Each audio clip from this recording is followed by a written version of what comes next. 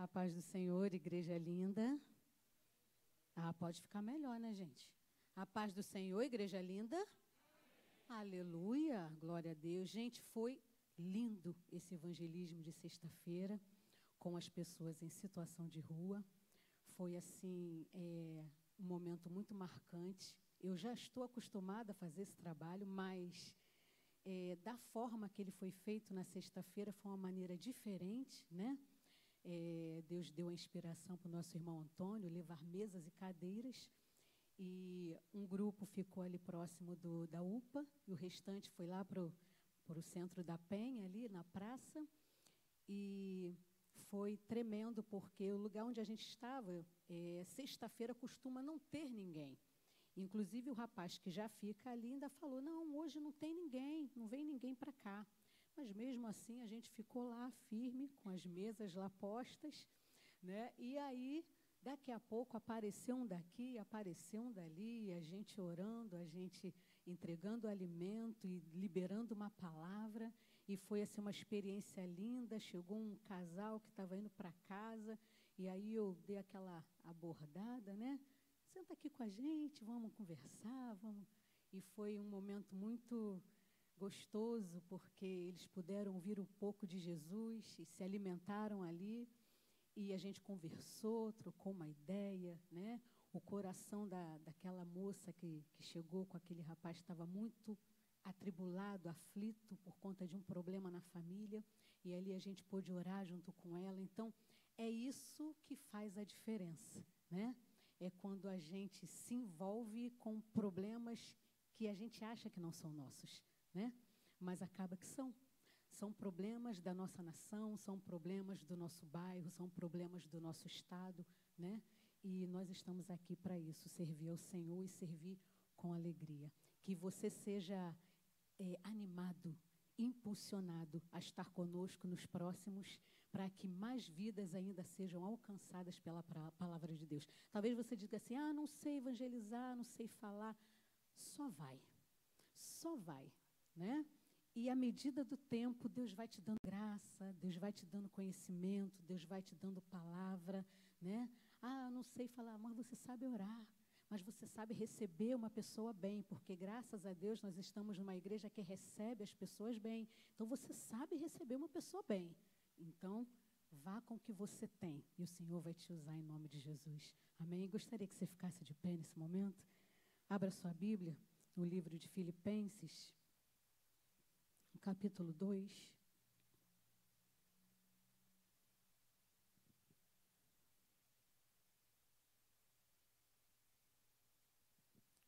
Melhor, capítulo 3.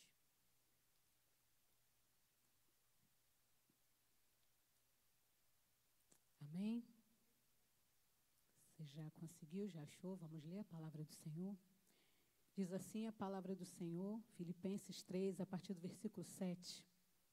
Mas o que para mim era lucro, isto considerei perda por causa de Cristo.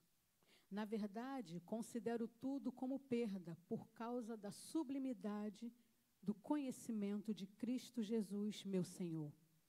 Por causa dele, perdi todas as coisas e as considero como lixo, para ganhar a Cristo e ser achado nele, não tendo justiça própria que procede da lei, mas aquela que é mediante a fé em Cristo, a justiça que procede de Deus, baseada na fé.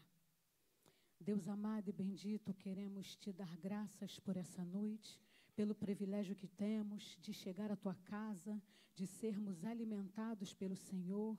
Espírito Santo de Deus, que cada mente e coração possa estar cativa a ti, e que no nome de Jesus saiamos daqui abençoados, revigorados pela tua palavra. Em nome de Jesus, amém. Glória a Deus. Esse texto de Filipenses 3 vai falar sobre Paulo, vai falar sobre a vida que Paulo tinha. Paulo foi aquele homem que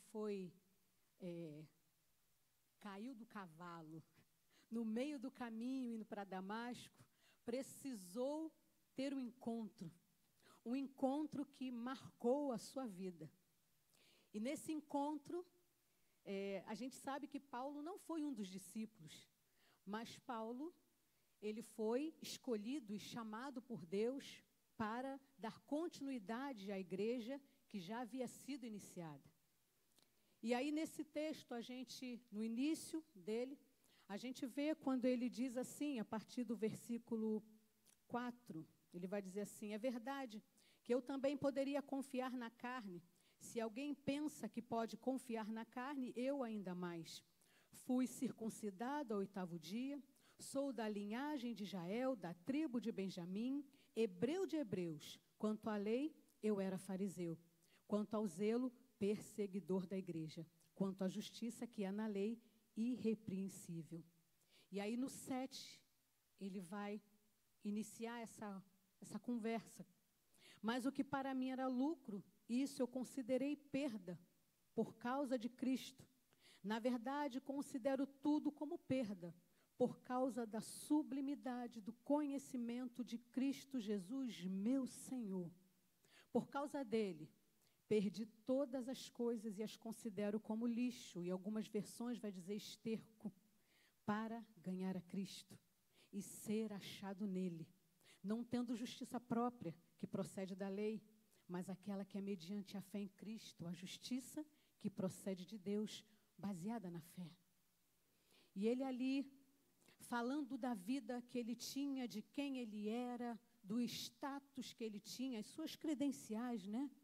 Dizendo quem ele era, se mostrando como ele era, mas ele chega à conclusão de que nada daquilo valia a pena, depois dele ter um encontro marcado com Jesus. Depois que ele ouve a voz do Senhor, e essa voz muda os rumos da vida de Paulo. E a vida de Paulo passa a ser um testemunho da glória de Deus, daquilo que o Senhor havia preparado para ele. E não vamos ficar só na vida de Paulo, nós vamos ver também no livro de 1 Samuel, no capítulo 3, gostaria que você abrisse lá, se você estiver com a sua Bíblia, ou ligasse a sua Bíblia, né? Capítulo 3, a Bíblia vai falar sobre Samuel.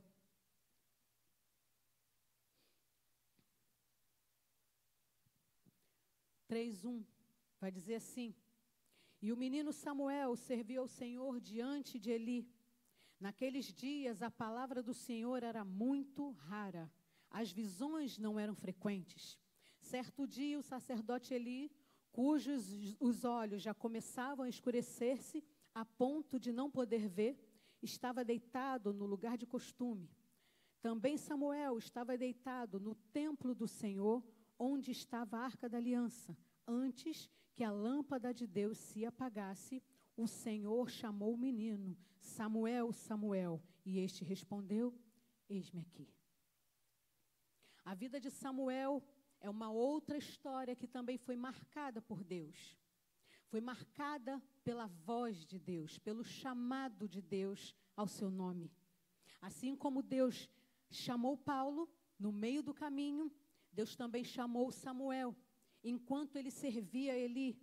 E o interessante é que a vida de Samuel, como ainda um menino, foi parar numa casa totalmente desestruturada, porque a família de Eli era uma família desestruturada, era uma família com problemas, era uma família difícil, porque apesar de Eli ser quem ele era, ele tinha filhos que não serviam ao Senhor. E o mais interessante é perceber que ainda que Samuel tenha convivido naquele lar desestruturado, onde os filhos de Eli, eles desfaziam das coisas santas de Deus, do lugar santo, né? Profanavam o lugar santo, ainda assim, Eli conseguiu, e com certeza, através do plano que Deus já tinha na vida de Samuel, conduzir a vida de Samuel a ponto dessa situação não intervir no plano. Porque o plano que Deus tinha era maior.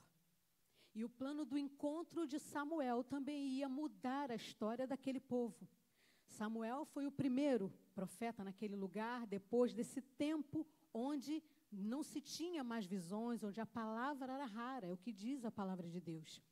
E Samuel ali, aprendendo com Eli, cresceu naquele lugar, naquele ambiente, e não se contaminou pelo ambiente em que ele estava. Então, a gente já tem uma outra visão. Foi um jovem, um menino, né? E pensando sobre Samuel, eu até disse isso já aqui uma vez, que Samuel, para mim, foi o primeiro cuidador de idosos da Bíblia, porque ele era um menino e ele cuidou de Eli. Eli já estava idoso, bem idoso. Eli não podia contar com os filhos, porque os filhos de Eli tinham uma outra vida, uma vida que não agradava a Deus. E ainda que Eli, de alguma forma, tivesse tentado trazer para os filhos aquilo que era o servir ao Senhor, ele não teve êxito. E aí eu acredito que Samuel foi enviado para a casa de Eli até como um conforto. E por mais que no decorrer do caminho ele tenha metido os pés pelas mãos, no trato com os filhos, na questão da família, quando Deus envia Samuel não somente para ser o profeta, para ser aquele que iria ser ensinado por Eli, mas envia Samuel também para ser uma provisão de cuidado para a vida de Eli. Porque era Samuel que cuidava dele. Era Samuel que estava perto, né? Era Samuel que estava prestando atenção em tudo que acontecia com Eli. Foi ele que sofreu quando Eli morre. Ele que sentiu aquela dor, a dor da perda. Porque, na verdade, ele foi tirado da casa dele, da família dele, para uma casa desestruturada. Ele tinha um pai e tinha uma mãe. Mas havia um plano maior para a vida de Samuel. E esse plano maior fez com que ele saísse da sua casa, estivesse longe dos seus, para estar junto de uma família que precisava dele, de um servo fiel, que ele iria se tornar à medida dos tempos. A nossa vida, a nossa casa, a nossa família, os nossos, a gente não faz ideia dos planos que Deus tem. A gente não faz ideia dos lugares, o que Deus vai fazer e as maneiras que o Senhor vai trabalhar. Na vida de Paulo, o Senhor o chamou de uma forma. Na vida de Samuel, o Senhor o chamou de outra forma. Mas não deixou de ter Deus em todo esse contexto, arrumando a história. Arrumando não só a vida desses homens, mas toda a história que ia ser escrita depois deles. Existe uma história que precisa ser escrita através de nós e depois de nós. Mas as nossas vidas precisam ser marcadas também por essa voz. E um outro texto que me saltou aos olhos enquanto eu estudava foi o texto de Lucas 2, a partir do versículo 25, vai dizer assim a palavra do Senhor: em Jerusalém havia um homem chamado Simeão. Este homem era justo, piedoso e esperava a consolação de Israel. E o Espírito Santo estava sobre ele. Ele tinha recebido uma revelação do Espírito Santo de que não morreria antes de ver o Cristo do Senhor. Movido pelo Espírito, ele foi ao templo. Quando os pais trouxeram o menino Jesus para fazerem com ele o que a lei ordenava, Simeão o tomou nos braços e louvou a Deus, dizendo: agora, Senhor, podes despedir em paz o teu servo, segundo a tua palavra, porque os meus olhos já viram a tua salvação, a qual preparaste diante de todos os povos, luz para revelações aos gentios e para a glória do teu povo de Israel. O encontro de Simeão foi o encontro com a promessa. Simeão, eu acredito, porque quando a Bíblia vai falar de promessa, não é uma coisa que aconteceu do dia para a noite. Foi algo que foi necessário esperar. E Simeão esperou. E houve um dia que foi o dia marcado pelo Senhor para que a promessa de Simeão se concretizasse, se confirmasse, se tornasse verdade. E a vida de Simeão seguiu firme, sem desistir, sem olhar para trás, permanecendo no lugar onde deveria estar, no templo, adorando ao Senhor. E aí, quando José e Maria chegam para apresentar o menino no templo, Simeão chega naquele lugar porque o Espírito Santo havia impulsionado a estar no templo naquele momento. Era uma promessa para a vida dele, de que ele não morreria sem ver o Cristo. Sem ver o Cristo. E o interessante de Simeão é que ele não viu o Cristo ressurreto. Ele não viu o Cristo fazendo milagres. Ele não viu o Cristo que andou sobre a terra, que andou sobre as águas, que curou enfermos, que abriu os olhos de cegos, que fez coxos andarem, que multiplicou pães e peixes. Simeão não viu esse Cristo, mas Simeão se contentou em conhecer o Cristo que se tornaria tudo isso. E as nossas vidas marcadas pelos encontros que temos com Deus precisam revelar alguma coisa para nós. Para a vida de Paulo, a revelação foi de que ele precisava deixar de ser quem ele era, deixar de ser aquele perseguidor, deixar de ser aquele homem cruel, aquele homem que matava por causa da sua vida em conformidade com a lei. Ele precisou abandonar aquela vida e caminhar num novo caminho, conhecer o Cristo, conhecer ao Senhor e chegar ao ponto de dizer o que ele disse, que não vale a pena mais nada. Tudo que eu perdi, foi o que ele disse, né, nas nossas palavras, olha, tudo que ele perdeu, não valia a pena ele ter de volta, porque na verdade ele já tinha o conhecimento da sublimidade de Deus na vida dele, da grandeza, da exaltação, da maioridade de Deus, de quem Deus era para ele. O que o Senhor se tornou para a vida de Paulo, marcou a vida dele. E o que o Senhor tem se tornado para nós, tem marcado a nossa vida de que forma? O que aconteceu com Samuel quando ele ouve a palavra, ou melhor, quando ele ouve a voz de Deus o chamando, e ele, um menino, ainda não sabia identificar aquilo, ele precisou ensiná-lo, e na terceira vez ele, eis-me aqui, fala, Senhor, que o teu servo ouve. E ali Deus trouxe a Samuel toda a revelação que ele precisava receber, trouxe revelações acerca da família de Eli, o que ia acontecer. Ele temeroso de falar aquilo, mas ele precisava, porque eram planos que Deus já tinha para aquele povo. E agora na vida de Simeão, Simeão recebendo o cumprimento de uma promessa, o cumprimento de algo que era um sonho do coração dele, a ponto dele dizer, agora, Senhor, podes despedir em paz o teu servo, segundo a tua palavra, porque os meus olhos já viram a tua salvação. Ele ainda não tinha visto o que nosso Cristo poderia fazer. Ele não experimentou do caminhar de Jesus sobre a terra. Ele não experimentou dos milagres. Ele não experimentou de ver a água sendo transformada em vinho. Nada disso. Mas ele creu. Creu no Cristo que era o seu Salvador. E crendo nesse Cristo, ele recebeu a maior das graças que ele poderia receber, que era o Salvador, receber Jesus como o Salvador, como aquele que nos salva, como aquele que nos redime, como aquele que marca as nossas vidas e as nossas histórias, para através de nós, como foi através desses homens, outras histórias serem marcadas também. E como nós temos marcado as histórias de pessoas ao nosso redor. Como vidas têm sido marcadas por nós. Porque se eu olho para Paulo, eu percebo que ele conheceu Deus naquele momento e o temeu. Se eu olho para Samuel, eu percebo que ele ouviu Deus naquele momento e obedeceu.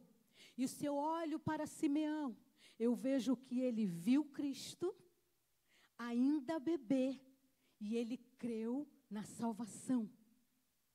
E como as nossas vidas estão sendo marcadas por Deus, pela sua presença.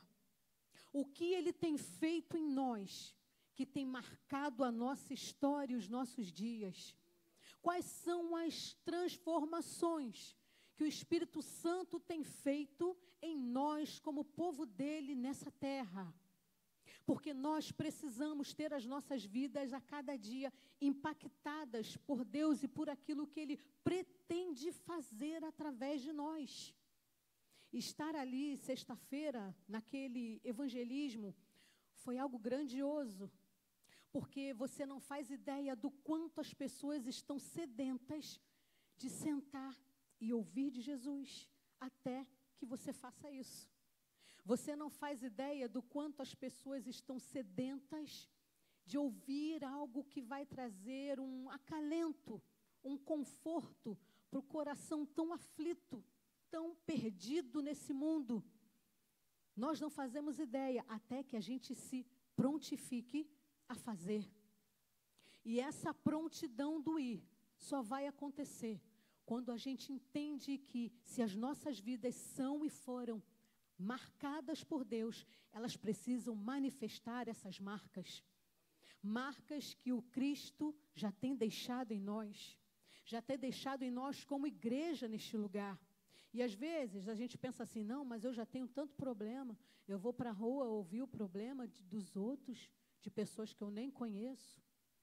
Irmãos, e quantas vezes é no meio desse lugar, é no meio dessa questão, é no meio desse povo que o Deus que nos chama para fazer a obra e ouvir essas pessoas trabalha nos nossos. Enquanto a gente caminha para servir ao Senhor, Ele vai trabalhando nos nossos. E muitas vezes a gente se limita a pensar que é coisa demais, é muita coisa para mim. Ver uma situação dessa, ou ver uma pessoa numa situação de rua, a Bíblia vai dizer que sempre vai haver pobre na terra. Então a questão muitas vezes não é a pobreza, a questão é para onde eles vão sem Jesus. E essa precisa ser a nossa preocupação. Para onde as pessoas vão sem Jesus? Porque nós cremos no céu, nós cremos na existência do céu. Nós cremos na existência deste lugar de glória, onde nós vamos passar a eternidade. Outro dia eu disse até lá no meu trabalho, eu falei, engraçado que as pessoas não acreditam na eternidade com Jesus, mas vivem uma vida como se fossem eternas. Não dão valor à palavra, não dão valor a um compromisso de vida com Deus, mas acreditam que são eternas. E que sempre vão existir nessa terra, e não é verdade. A eternidade precisa estar embutida em nós, no momento em que nós entregamos a nossa vida ao Senhor e permitirmos que Ele faça parte dela, e que Ele mude coisas, mude posições, mude estruturas em nós, mude realidades em nós, para fazer com que o nosso coração o entenda. Nós precisamos entender Jesus, nós precisamos caminhar com o Senhor, nós precisamos olhar para a cruz e ver que ela está vazia, porque o nosso Cristo ressuscitou. O nosso Cristo não está morto, o nosso Cristo ressuscitou, o nosso Cristo vive, o nosso Cristo reina. E o nosso Cristo quer marcar as nossas vidas, para que outras vidas sejam marcadas por Ele através de nós. Não podemos passar o nosso tempo achando que não é importante, achando que a vida do outro não é importante para Deus, porque a nossa é. A vida do outro é tão importante quanto a nossa. Para onde o outro vai, é tão importante de para onde nós vamos. E nós precisamos colocar no nosso coração esse desejo. Senhor, marca a minha vida. Marca a minha vida com a Tua presença. Marca a minha vida com o Teu toque. Marca a minha vida com a Tua voz. Marca a minha vida com a Tua palavra. Marca a minha vida, para que eu tenha condições de permanecer firme, como Simeão permaneceu, para poder ver o Cristo ainda bebê. E ainda assim, crer na salvação. Para ver a vida de Paulo naquele que ele se transformou. Em quem ele se transformou? Depois que Deus falou com ele, depois que Cristo falou com ele, ele se transformou naquele que seria o apóstolo, aquele que seria alguém que marcaria vidas. Na vida de Samuel, foi aquele profeta que Deus levantou no meio daquele povo. Um homem íntegro, um homem que servia ao Senhor com integridade, com singeleza de coração, com pureza nos seus dias. Quem nós somos? Qual é a marca que nós estamos tendo? Para que os outros vejam essa marca em nós e também caminhem rumo aos céus, como nós precisamos e temos caminhado a cada dia. Que em nome de Jesus o nosso coração entenda que ser marcado por Deus é muito mais do que vir no culto, é muito mais do que estar aqui. Estar aqui é glorioso, é maravilhoso, porque aqui a gente recebe instrução, a gente recebe a palavra, a gente recebe direção de Deus, porque louvado seja Deus, nós temos palavras neste altar que são liberadas sobre nós. Essa manhã nós fomos agraciados com o pastor Oscar ministrando aqui uma palavra gloriosa. E nós somos alimentados neste lugar, como fomos quinta-feira pelo pastor Paulo ministrando aqui, e temos sido pelo pastor Fernando ministrando aqui, e temos sido pelos diáconos, diaconisas, que têm subido neste altar para ministrar a palavra, e temos sido sustentados. E esse sustento precisa continuar a nos manter de pé, para que nós tenhamos uma vida marcada por Deus. Gostaria que você ficasse de pé neste momento. Vamos orar. Louvado seja Deus. Aleluia. Pai, nós queremos te agradecer por essa noite. Te agradecer, ó Deus, pela tua presença que é manifesta neste lugar. Obrigada, Jesus, por cada vida, por cada pessoa que o Senhor tem permitido e trazido a este lugar. Senhor, nós não conhecemos o coração de ninguém, mas o Senhor é aquele que conhece e quer marcar vidas essa noite. Marca corações essa noite com a tua palavra. Marca vidas essa noite com a tua voz, com o teu toque. Muda histórias, Senhor, esta noite. Transforma cativeiros, Senhor. Muda a realidade, Jesus. Senhor, reescreve histórias neste lugar. E que a tua glória, a glória que tem sido liberada aqui, possa, ó Pai amado, alcançar outras vidas. E vidas sejam libertas, transformadas pelo poder que há no nome de Jesus. Senhor, nos ensina, como teu povo, a entender as tuas marcas. Marcas que só o Senhor pode fazer em nós. Marcas na nossa casa, na nossa personalidade, no nosso caráter, no nosso coração, na nossa conduta. Senhor, muda o que o Senhor tiver que mudar e nos ajuda a sermos a igreja que o Senhor tem preparado em Brasília para manifestar a tua glória. Em nome de Jesus. Aleluia. Pastor Paulo.